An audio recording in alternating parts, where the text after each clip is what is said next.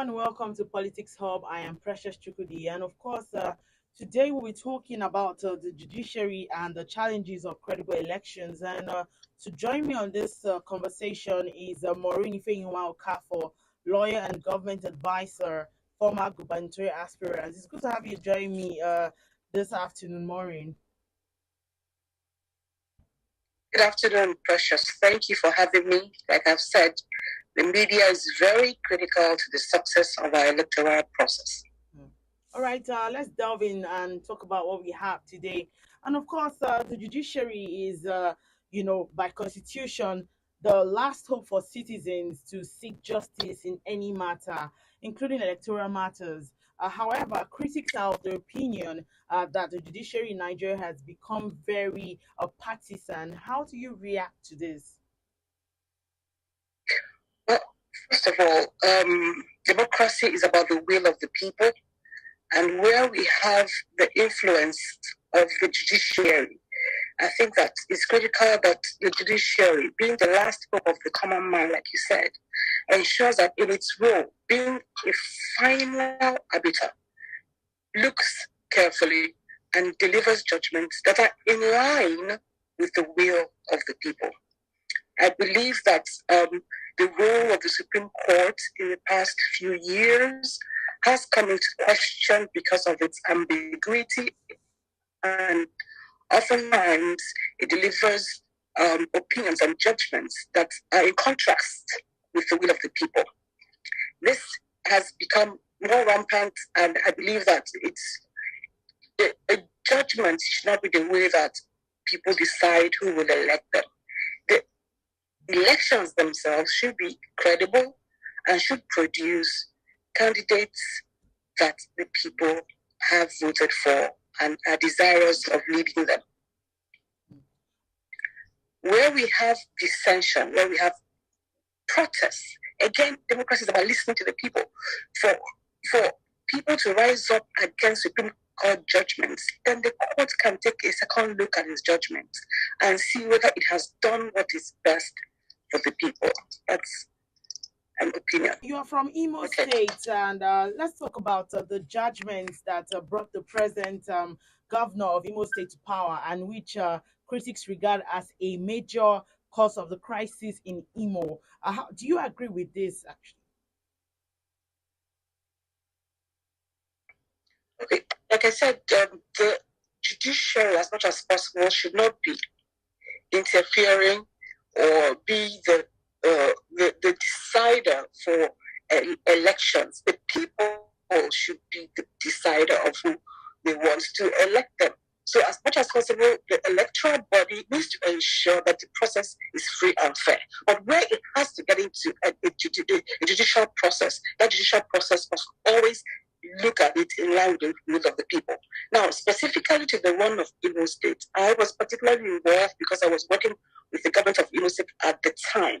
So you can say that I am prejudiced. But even if I wasn't working, it's anybody can access the judgment. And I would like people to look up the minority judgment of Justice Chima Wanze. He categorically said that the court can reverse itself where it believes that it has come into information that is not in line with the will of the people. In this case in particular, that judgment of Justice Wanze, unfortunately he was in minority, showed that the present governor came with information that was not credible, and that the court made judgments based on that information that was provided to them. And that was the basis of the appeal to the justices. Again, the 14th of January 2020 judgment again to see whether it is right. They're refusing to look at that judgment again, for me, means that they do not take into consideration the will of the people, because the people rose up against the judgment. And saying that they cannot review their judgments in itself is wrong, because there have been precedents where the Supreme Court reviewed its own judgments. Why it chose not to do so in this particular instance is a question that we cannot answer. So when we talk about the equity maxim that says that justice must not just be done, but be seen to be done, we must question the infallibility of the Supreme Court. We must question, indeed, how final is their judgment if their judgment does not align with the will of the people. And that's what democracy is about. So I believe we should begin to look at in most detail the appointments of the justices of the Supreme Court. We know that it is by nomination of the National Judicial Commission, by the appointment of the presidency, and by the confirmation of the Senate. Now, if the Senate is involved, or if the president is involved, then how can it not be partisan? Because these are people who decide who gets appointment to the bench. These are people who also decide what budgets are allocated to the judiciary. So they cannot but be partisan. That they are not card-carrying members of any political party does not mean that they are not partisan. So we must begin to look at, indeed, how non-partisan are members of the judicial of the Supreme Court and the entire judiciary, as it were. So we're looking at the real independence. Are they really independent? We must be concerned, like the United States is very concerned about the appointments of those who come into the Supreme Court. What is their thinking? What are their ideologies? So what are their loyalties? These are critical questions we must ask at the point where appointing members of the Supreme Court, appointing justices to the bench. We must investigate each and every one of these women, because their decisions are crucial. Like we said, they're final. So if they have the finality, then we must ensure that we have the right people at the Supreme Court. All right, let's take a look at the elections tomorrow. And of course, the Beavers machine is going to be deployed, But then again, because we've had talks and conversation that this Beavers is going to be the game changer for free and fair election in Nigeria. But this same machine has been dealt a big blow by the judiciary, as from its judgment saying that allegations of overvoting. Do you think that this will have an impact on the general election? And is there a way parties and INEC can, guard against this? The Electoral Act of 2022 brought these great innovations. And of course, technology is the way that every country is embracing to produce credible elections. So the introduction of the bimodal voting accreditation system is a great improvement. And it ought to solve the problems of overvoting, undervoting that have been rampant in the past. But let's look at it.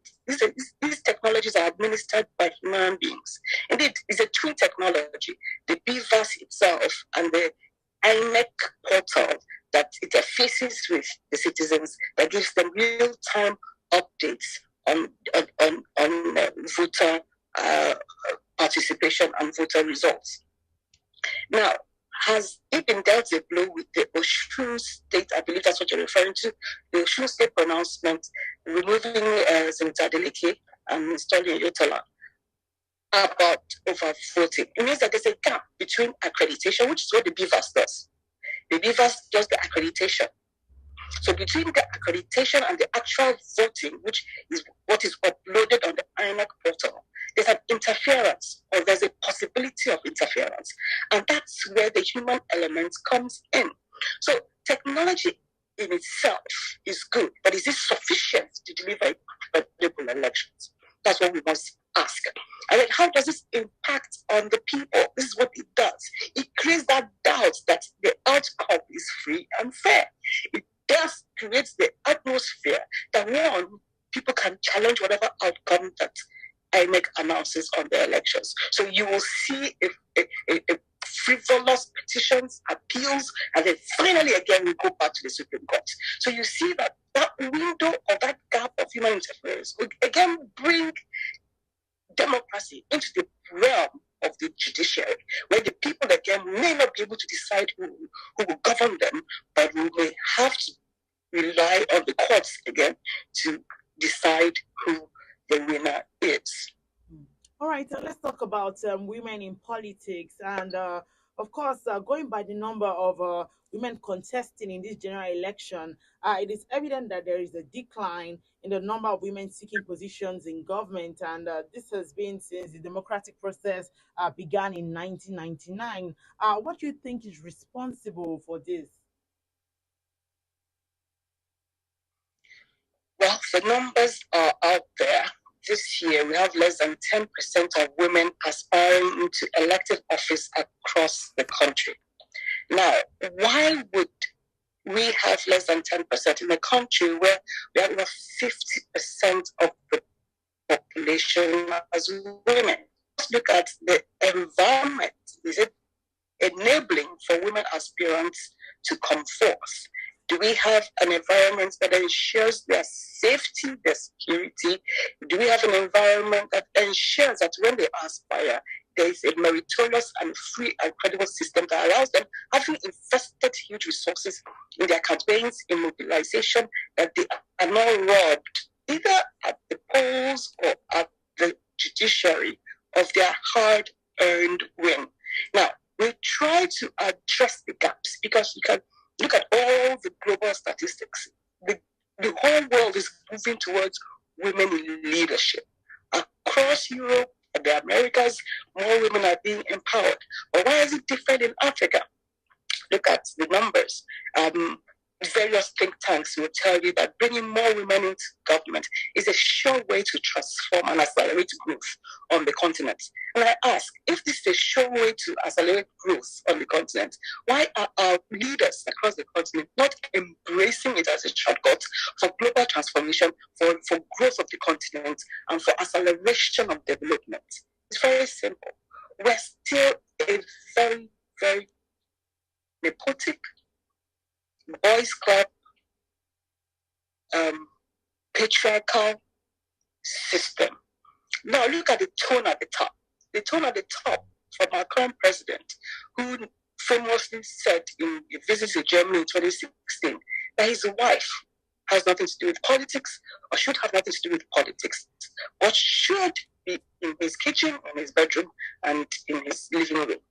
Now that tone at the top, of course, permeates the larger members of the Senate who are who have a majority of Northerners who will also believe, because of their cultural system, because of their religious system, that women do not have a place in the workplace, much less in politics. So the social cultural has a significant impact, the religious has a significant impact, and of course, the tone at the top and the political environment we find ourselves in currently is not encouraging for women to step up to the ballot.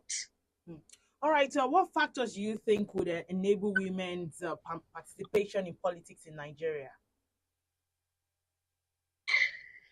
To encourage women to come forth, first of all, on the 8th of March 2022, I and a number of other women and women groups, we stayed in front of the National Assembly in Abuja and demanded that the constitutional reforms that were ongoing at that time include 5 major bills or clauses that will empower women. I mean, critical amongst them is the one for 35% representation in appointive office and in electoral offices across the political parties. Now, these bills would have significantly enabled an environment where we begin to close the gaps. Now we're talking about women who are intelligent, who are competent, who have character, and who have capacity to join the men in the political system for us to transform our country, Nigeria, which I might add is in need of significant transformation. And every data and think tank has said, bring women onto the table. They come with a unique perspective.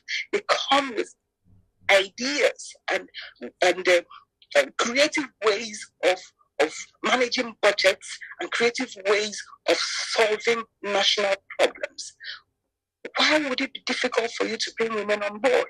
Now, the National Assembly at the time, to ensure that we left the gates of the National Assembly, and yes, promised that they would look into the constitutional reform and take into consideration the bills that we are proposing, has it been fully implemented? We're still awaiting the 35% implementation of elective office and appointive office.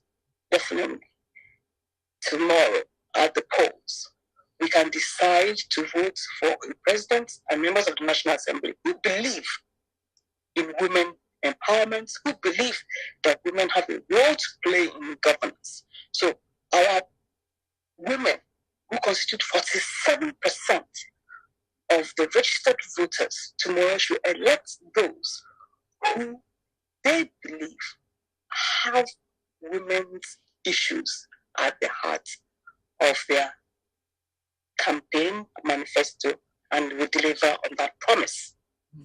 As a former aspirant for elective post, can you share your experience with Nigerians?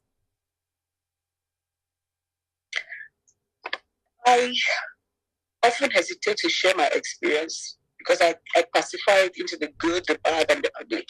First of all, my aspiration was very altruistic. I was motivated by the rot I saw everywhere and the need to come and serve the citizens of Imo State.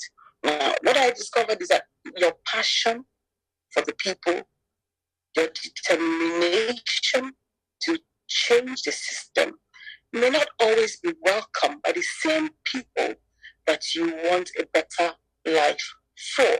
So, was there resistance? Yes. Was I attacked? Yes. Were there seasons where I felt like giving up? Yes. But I persevered and ran my campaign all the way to the primary elections. And fortunately, I got the opportunity to work in 2019 with the party that I ran on, with the candidate who became elected. And for 1 year, I had the privilege of serving the people of Imo State as an advisor, as a financial advisor. So, and in that role, I saw the critical nature of governance and the importance of getting the right people into elective office so that we can create policy that will transform lives.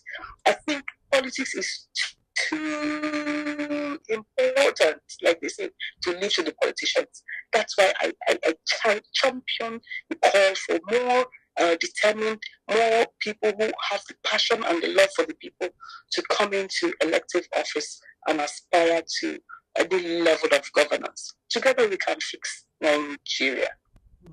All right. What ways can you suggest, for women who want to participate in politics? How do you want to encourage and advise them? Well, this is, well, I'm writing a book about my experience, and I believe that I can take excerpts from there.